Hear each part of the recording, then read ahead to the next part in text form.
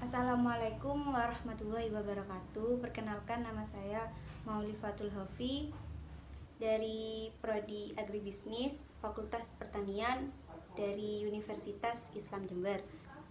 Di sini saya akan mempresentasikan tentang ketahanan pangan di masa pandemi. Yang pertama yaitu tentang definisi ketahanan pangan, yaitu ada dua. Yang pertama, menurut FAO, ketahanan pangan adalah situasi di mana semua orang dalam segala waktu memiliki kecukupan jumlah atas pangan yang aman dan bergizi demi kehidupan yang sehat dan aktif.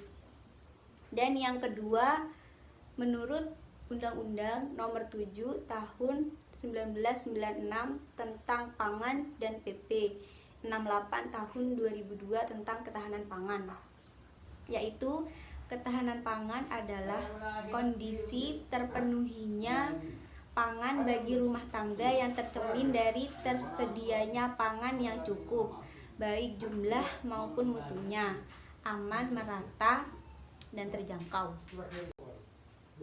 Yang kedua yaitu tentang pembangunan ketahanan pangan.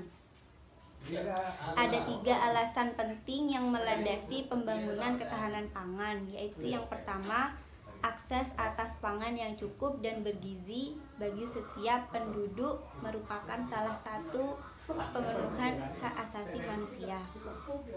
Yang kedua yaitu konsumsi pangan dan gizi yang cukup merupakan basis bagi pembentukan sumber daya manusia yang berkualitas.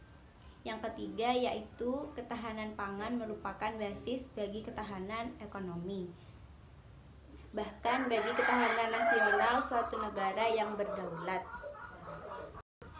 Yang ketiga yaitu faktor-faktor yang berpengaruh pada sistem ketahanan pangan, yaitu yang pertama, ketersediaan atau produksi. Yang kedua, tentang distribusi atau akses. Yang ketiga yaitu konsumsi atau gizi, kesehatan, dan pendidikan. Yang keempat yaitu adalah politik pertanian atau pangan. Yang kelima, kebijakan pemerintah. Dan yang keenam, daya beli masyarakat. Dan yang keempat yaitu ada tentang kedaulatan pangan.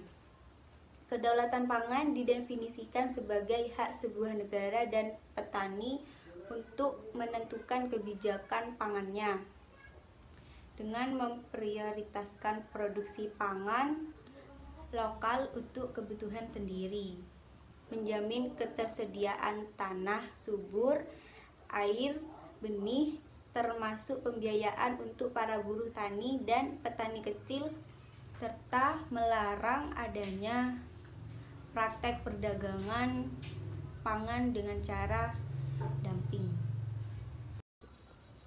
Yang kelima yaitu ada tentang tantangan dan masalah dalam ketahanan pangan, yaitu yang pertama, laju pertumbuhan penduduk sebesar 1,5% tahun masih tinggi. Yang kedua yaitu derasnya arus dan tekanan dinamika global dalam transparansi dan perdagangan bebas.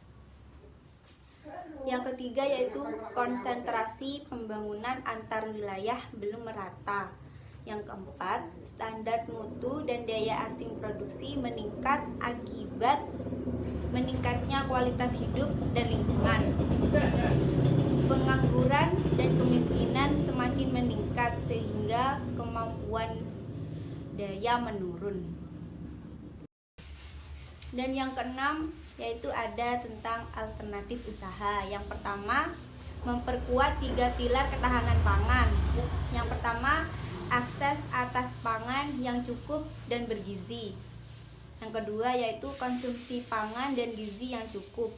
Yang ketiga, ketahanan ekonomi dengan cara meningkatkan produksi pangan dalam negeri. Yang kedua yaitu pengawasan terhadap distribusi pangan hingga ke tingkat rumah tangga dan peningkatan pengetahuan konsumsi pangan yang aman, cukup, berkualitas, dan bergizi. Yang ketiga yaitu strategi totalitas penanganan ketahanan pangan. Yang keempat yaitu menumbuhkan sektor-sektor hilir, yaitu industri pengolahan produk pertanian yang bisa memberikan nilai tambah.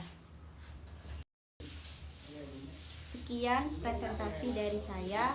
Wassalamualaikum warahmatullahi wabarakatuh.